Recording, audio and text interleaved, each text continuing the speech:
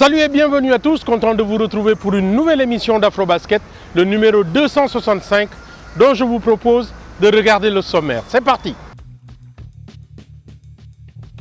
Au sommaire de ce 265e numéro, Jeux de la francophonie à Kinshasa, en République démocratique du Congo, le basket a connu un vif succès. Ensuite, éliminatoire du pré-olympique à Lagos au Nigeria, résumé de la compétition. Enfin, qualification zone Afrique pour les Jeux olympiques, on vous explique tout. Le mois dernier, se sont déroulés à Kinshasa, en République démocratique du Congo, les Jeux de la francophonie. Une large part a été donnée au basketball. Notre correspondant Rigo Moulopo sur place nous en fait le compte-rendu. C'est l'ambiance des 9e Jeux de la francophonie à Kinshasa au stade des Martyrs. La compétition a réuni au moins 12 pays dont les Liban, la Roumanie, le Tchad et autres. Jouant à la phase des groupes, les pays hôtes, la République démocratique du Congo sera éliminée en présence de son chef de l'État, Félix Antoine Tshisekedi Tshilombo, en quart de finale par les Malgaches 53-56. Il faudra comprendre, ce sont des jeunes. Ils ont commencé avec beaucoup de stress, beaucoup de peur. Il y a des filles qui sont malades même à l'échauffement. Voilà, donc c'est leur première expérience. Vu la dimension des matchs et la hauteur de la compétition, le demi-finale furent à la portée du Cameroun en gagnant les Liban par 69-58, tandis que le Madagascar est laminé par le Sénégal par 48-94. Le médaille de bronze pour la 3e place a vu les Malgaches Fox avec l'air tripointeuse Christy Jaofera sommer les Libanaises par 69-63. Je suis vraiment très heureuse pour mon pays et pour le basket malgache et avec mes coéquipières aussi.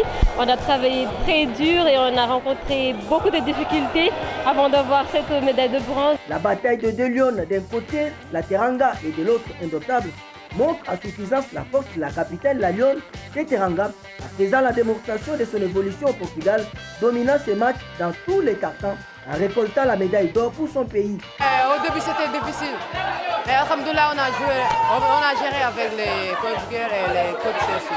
On a bien géré. On voulait ça depuis. C'est pour cela qu'on est venu aussi pour remporter ça. S'il aurait parti à Dakar, les coachs du Cameroun regrettent et projettent déjà l'avenir de son pays dans les futurs challenges. C'est vrai qu'on peut nourrir des regrets face à un match comme celui-là, mais moi je suis très fier de mes filles, fier du parcours qu'elles ont fait sur cette compétition. Et un peu de joie, un peu de déception parce que c'est pas la médaille que j'aurais voulu avoir, mais c'est le sport. Il y a un vaincu et un vainqueur.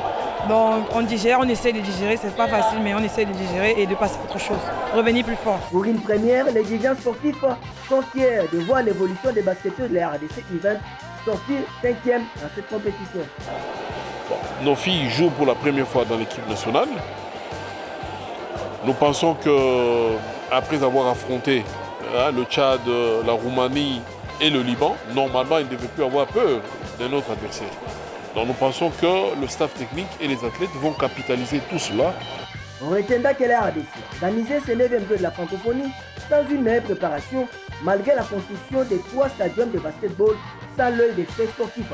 En attendant bien sûr la construction de l'arène de 20 000 places pour accueillir des grandes compétitions d'envergure.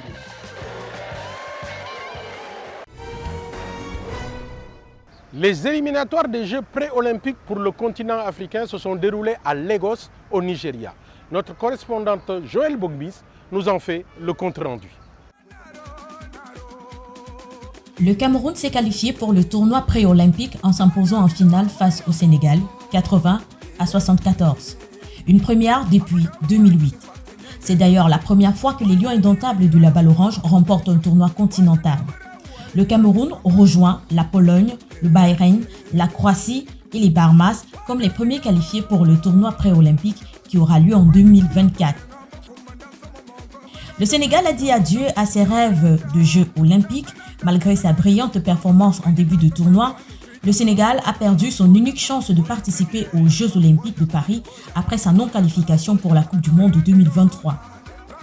La Guinée-Conakry, conduite par Alpha Diallo, a été stoppée dans sa course par les Lions de la Teranga et ils ont perdu au dernier carré face au Sénégal sur le score de 60-100. Pourtant, la veille, les Guinéens avaient réussi à s'imposer face à la Tunisie champion d'Afrique 2017.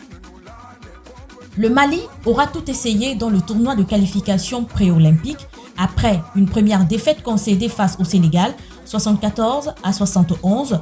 Aliou Diarra et ses coéquipiers ont retrouvé la main face au Nigeria avant de trébucher en demi-finale face au Cameroun. Le Nigeria sera le grand absent du continent africain aux Jeux Olympiques de Paris 2024. L'équipe de Metou a aligné une série de 2 défaites consécutives, respectivement contre le Sénégal et le Mali. Présent lors des 3 dernières Olympiades, le Nigeria manquera à l'appel. La Tunisie, champion d'Afrique 2017, s'est inclinée devant le Cameroun 70-83 et la Guinée-Conakry 86-95. Les équipes qualifiées pour le tournoi pré-olympique seront reparties en 4 poules de 6. Le vainqueur de chaque tournoi obtiendra son ticket qualificatif pour les Jeux de Paris 2024.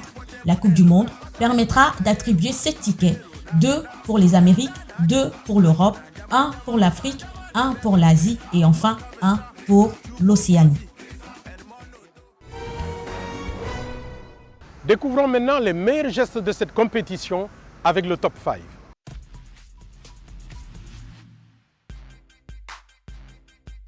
Group, the loser will go to the will still go to the semi-final, but will go through in second place. Everything on the table for Mali and Senegal. Mali will start underdogs, but they won't fear Senegal. I think Senegal are going to be looking at this. Sure. In touch when you're not playing well, not playing at your best. Which I think they'd agree they haven't been. Look at Jeremiah Hill, gets the contact. That's ridiculous. That's outrageous skill. But he was able to be isolated. He went one-on-one. And then just the nightmare of trying to guard. And the confidence. Is where he got his technical foul. He was asking.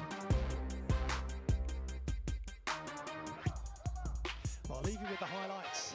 The second half of Senegal versus Guinea to come in a few minutes' time.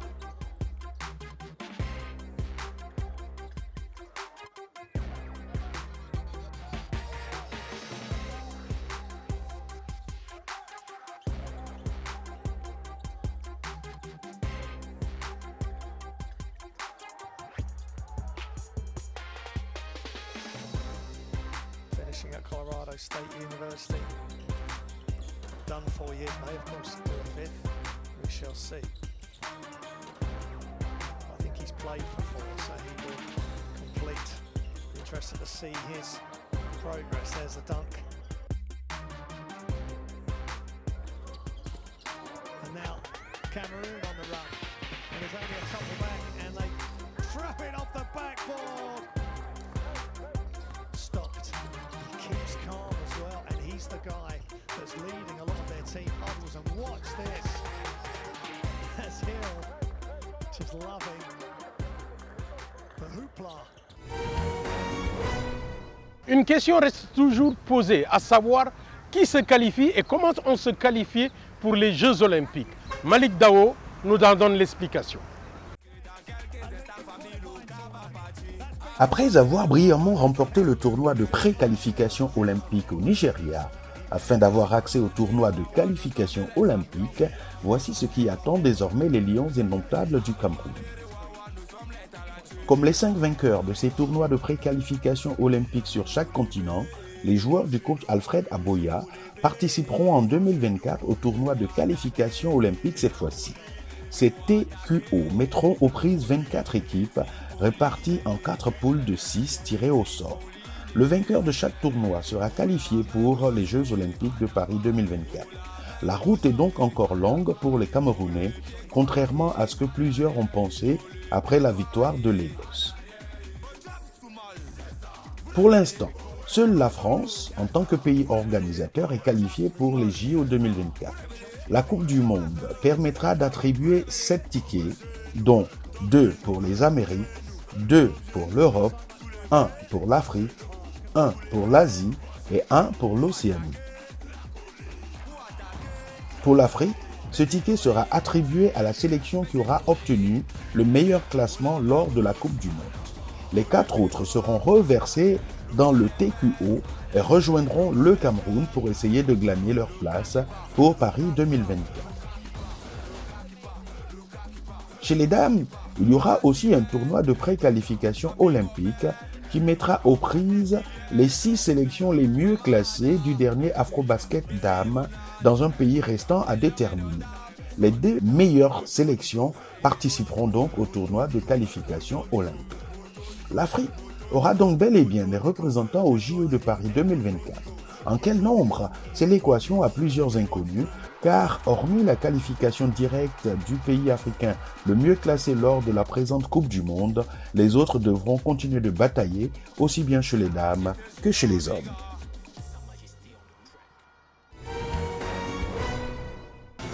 En marge du 22e congrès de la FIBA à Manille, certaines fédérations nationales ont été honorées. Honneur et prix de la FIBA. Cape Verde. They'll be making history, actually, when they play in the FIBA Basketball World Cup for the first time ever in a couple of days. They're actually also the smallest nation to qualify for the event, and they also took second place is South Sudan. They'll also be playing their first ever FIBA Basketball World Cup this year here in Manila. And the winner of the most improved team for 2021 to 2023 is Guinea at the FIBA Afrobasket in 2021 and played in the second round of the World Cup in 2023 of African qualifiers. The recognition of their work, commitment, and positive impact on basketball made by the person and their national federation during the last 5 years. Talk about commitment, okay? Président Désiré Mugiwaza du Rwanda.